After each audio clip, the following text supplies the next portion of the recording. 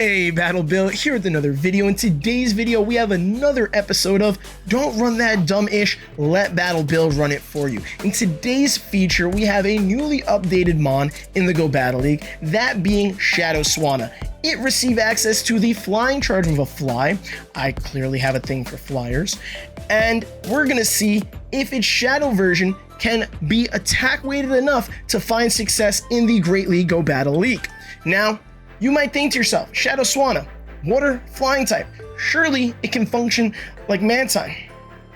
Surely it can function to a lesser extent like Gyarados. See, Shadow Swanna has this really unique thing going on for it, where it has a terrible fast move and terrible fast move options, and we're stuck with Water Gun, which is supposed to apply fast move damage and generate energy terribly. And along with generating energy terribly, it has access to 2 expensive charge moves. That, my friends, is a formula for success. Sit tight, get a snack, grab something nice to drink. We threw Shadow Swanna on a Mantine team and replaced it in hopes that we could find some form of success with it in some Great League Go Battle League battles. And please, by all means, don't forget to like, comment, and subscribe. This is the second video of the season. Surely that means a bunch more coming. Let's get into these battles and see what I'm able to pull off and figure out with Shadow Swanna in the Great League Go Battle League. We'll throw a body slam at the Azumarill, baiting it because they're afraid of the Power Whip. Power Whip's going to take out that Azu's remaining health, and we are going to be in a great endgame scenario where I don't remember what happened because I wasn't shoutcasting it. I was too busy doing an intro, but surely Shadow Swanna carried because Annihilate is barely even unhealthy.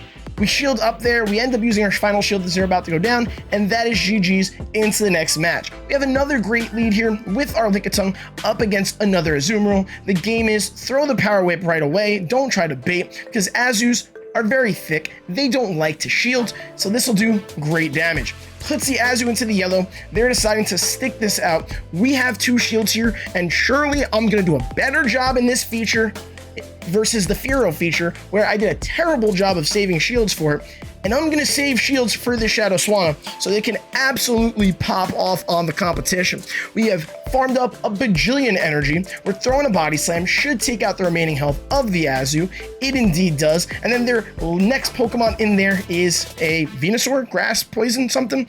Yeah, Venusaur. We get the body slam off, and you might be thinking to yourself, grass type, that's great. We have a water flyer. Well, again, Swanna is not a Mantine, and it does not function like one in the slightest. You know how long it takes to get to a fly? A very long time when you're running Water Gun as your fast move. So we had to come in here with Ape, shield up a bunch here so I can't even save the shields for the Swanna, and then overfarm a Fudge Ton and get to this Shadow Ball that will hopefully land.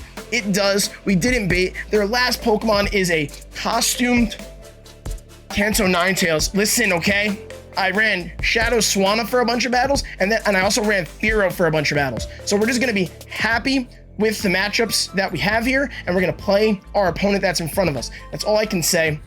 Hey, Shadow Swanna did a good job countering the Pokemon that it should counter. Next matchup, not a great lead. Wigglytuff kind of core breaks this entire team comp. Lickitung kind of soft loses this because Wigglytuff's a normal type, resisting all of the lick damage. You also need to be super precise with your timing of throwing the charge move, because they're a 1-turn move into a 3-turn move. You don't want to give them free charms, and you also don't want to throw a little too early and give them any free turns, which is not the easiest thing for somebody like myself. And then of course Wigglytuff absolutely obliterates Annihilate in the back, and our other option, our Wigglytuff counter. Our Wigglytuff counter is supposed to be Shadow Swanna. So you can imagine how well this is going. But you know what? Lickitung played it close enough. We Water Gun down the Wigglytuff, and this is not a bad matchup. They come in with Skarmory, and we resist their fast move damage. So Shadow Swanna, even though it's taking it like it's neutral, is still holding on for dear life, and we get off a fly and it gets a shield. We're close to another move here, so we want to get off another charge move onto the Skarmory. We also know where the Skarmory's energy's at, and we know how many Steel Wings it takes for it to get to 2 charge moves. We Water Gun down, and then we're in the most ideal end game for a Shadow Swanna. There's one thing Shadow Swanna can core break, and ironically, it's a really popular core. Skarmory Whiscash, especially because our opponent didn't even try to get off the Scalds. They probably assumed that they were going to get outpaced. I think they would have been correct. So we ate that Mud Bomb, no problem. We got the last shield. Whiscash took a ton of damage, and Ape sitting pretty. Looks like it's getting the credit, but you know what? That was a Shadow Swanna dub up against a very meta core. Into the next match, we've got ourselves Lickitung against Lurantis, and I'm thinking to myself, that's way too soon to be a superpower. That wasn't way too soon to be a superpower. And then they come in with Mandibuzz, and you might be thinking to yourself, Bill, why didn't you bring in your Swanna here? You brought your Ghost type into, or your Ghost Fighter into the Flying Dark type. And trust me, it wasn't a great idea. I was hoping to get a shield here with faking an Ice Punch, even though I built all the way up to a Shadow Ball, you know, really genius plays by me. But Shadow Swanna doesn't do good in any matchup. If it's a neutral matchup, assume that it's losing. So my hope was that, like, you know, Ape could keep it close enough. Maybe their last Pokemon in the back will actually be weak to water, and that Dark Pulse is gonna hit. At this point, I have no choice but to go for the farm down, try to make up the lost ground that, you know, occurred when I brought my Annihilate into the Mandibuzz, and you get to see how much that neutral Dark Pulse does. A ridiculous amount. The Lurantis comes back in, and thankfully it's running Fury Cutter, which we resist, even though, again, feels like it's neutral. And we get off a fly, get the shield, pivot to Lickitung, throw the Body Slam, hoping to get the second shield. Happy they're staying in, wondering what their last Pokemon could possibly be. Get off another Body Slam, get their last shield, and now our game plan is to see if Swanna can clutch up. We let Lickitung go down. We're hoping we could survive Fury Cutters, and they swap into an Annihilate, which we will one-shot, bang, with a fly. And can we beat it to the finish line and fast move it down? Swanna almost clutched the heck out of that matchup. That was definitely a nail-biter down to the end when it looked like it should have been over from the start. And we take those. Swanna, surprisingly, of all things, is what made that close. Next match, not a great lead with Lickitung and the Skarmory. We're save swapping into Ape. Ape's not a very safe Pokemon, but we're not save swapping Swanna, okay? They then build up to a weird amount of energy, and I should have known it was a Stone Edge at that point, but like, I couldn't take any chances considering the circumstances. We bait a Night Slash, which is good. We then build up the Shadow Ball because a Night Slash will not take out the Clodsai's remaining health. Our hope is to get the second shield, and now we can, oh, well, I don't have a shield at all. We don't have a choice but to let our Ape go down. My hope, though, is now that the switch timer's up, we quick pivot into Swanna and get that Water Gun farm down. They don't get off another Stone Edge, and we got some energy, and we're in the no shield situation. Swampert comes in. Yes, we're throwing before they can even get to one Hydro Cannon because it's resisted and it's gonna hurt, and we end up one-shotting the Swampert with another bang. Swanna, its water flying typing really helps with Mud Boys. I'll tell you that much. And even with the Scald debuff, or the Scald nerf, there's nothing but Mud Boys everywhere. And now they were forced to Brave Bird us, so Lickitung finishes it up, and Swanna is looking like it can beat one core, and you know what? If that's its one personality trait, we're okay with that. We're okay with Shadow Swanna having one personality trait. Next match, Lickitung, Dugong, good matchup. Gonna eat, Icy Winds. Obviously, they pivot, we pivot. We're doing neutral water guns. They're doing resisted counters. They still look neutral, but they throw right away. And even as glassy as Swanna is, we are not shielding a Night Slash. We're not. If you're not even gonna try to bait or try to build up to the nuke, we're not shielding it. Now we're gonna shield because we're about to die. We're hoping we can get to another move, but we're nowhere near that. So we're really just hoping that we can water gun enough so that Lickitung can fast move this the rest of the way down and get some energy. So we don't get alignment here, which is a little unfortunate, but not the worst thing in the world, because the Dugong actually shouldn't want to come back into this because we have an Ape in the back, but it does, and we have now more energy for the matchup, and we're not debuffed. So honestly, that kind of worked out in our favor, losing that. Good job, Swanna. Really good loser over there. We're going to throw a Body Slam. We're going to get their last shield, which is great. We're totally fine with Lickitung going down. They maximize their energy by throwing right before we get to another Body Slam. They take out our Lickitung, and we are going to punch down with Ape and hope.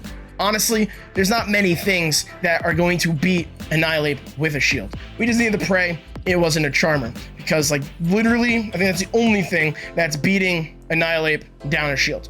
We're throwing 2 Night Slashes because in my brain, I'm like, you know, 2 Night Slashes should be enough. It's not a big deal though. We got this game served to us on a silver platter.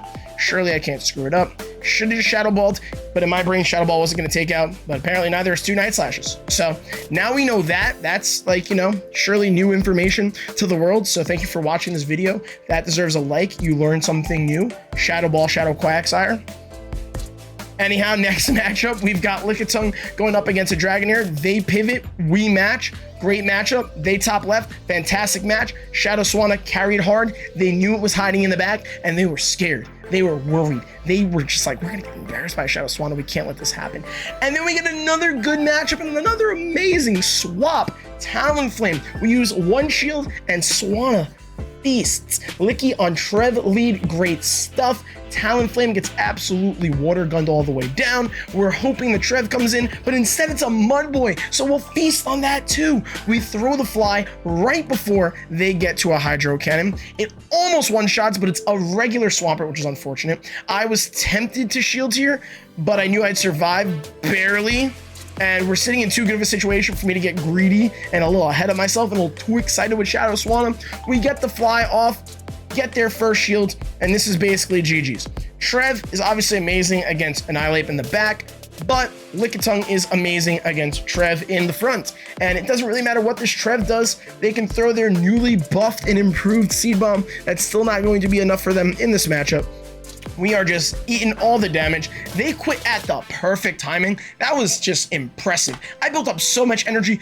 How did they know what I was going to throw? I don't know. Applauses to them. The one good thing that happened for them in that match, outside of us just, you know, RPSing them with Shadow Swanna. Really great content here on the Battle Build channel. Next matchup, we've got Lickitung up against a Talonflame. I'm hoping they don't Brave Bird and dip because I really don't want to use shields. I really need to save shields for Shadow Swanna. They end up throwing a fly, which I mean, it's better than it being a Brave Bird. And then they say swap a Scrafty and an Annihilate meta. And that's a tiny Scrafty. And Annihilate is about to make it look even smaller. It's going to make it look Battle Bill sized. Anyhow, we do need to throw the Shadow Ball to take this out. We cannot punch it all the way down, because of the fact that they would get to another foul play and I'd have to use a shield. The last thing I want to do in a great matchup like this is use a second shield. They come in with their Talonflame. We are going to throw on proper timing. You throw on 2, 4, or 7 when you're a 2-turn move up against a 5-turn move. We get a shield. Annihilate's done wonders here. Obviously, it was in great circumstances. They take us out, and we are bringing in our Swanna to feast, and we were hoping the water gun would register just in time before they can get off another move. Unfortunately not. They get off another fly, but you know what? We don't mind that in the slightest. We're going to get off our own fly because Shadow Swanna has fly. That's the entire point of this video on why I'm running this. We get their last shield. We force them to throw some of their energy on our Lickitung, even though they were able to overfarm a bit, but we still have a shield advantage, and they're gonna need 2 Seed Bombs. And Seed Bomb, even with its little buff, it was a damage buff, so it's still too expensive of a move to just kind of easily get to back to back. We're gonna get off another fly, and I would freaking hope our water flyer is a grass ghost type counter confirmed. And that is a collection of battles that I had success with Shadow Swanna. When my elo gets revealed in the next few days or week or so, don't be surprised at where it is, but drop a like, comment, and subscribe, because that's another episode of Don't Run That Dumb Ish. Let Battle Build run it for you. Preach!